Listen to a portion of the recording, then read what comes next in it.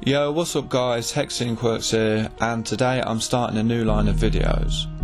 Over the last year I've gotten really interested in publishing with studying graphic design, and as a result I've ended up getting quite a few magazines and zines, and thought, why not do a review on them?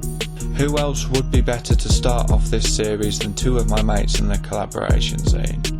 Titled The Good Time People, the zine documents their travels together, ranging in subject matter from climbing, scenery, trains and graph. The zine starts off with 14 pages by No Face Forget It, who is known for his 35mm photography, followed by 14 pages of Expedition, who is known for his digital urbex photography. The pages always use full bleed images, with the simple layout ranging from one portrait per page and 2 horizontal images per page, but with the exception of a few pages where one horizontal image is accompanied by 2 portrait images.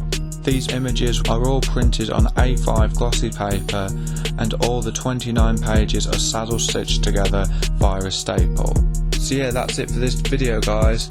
Any questions or comments, feel free to shoot them down below. Don't forget to subscribe, and this has been HexxInkworks with the Good Time People Zine Review. Peace out.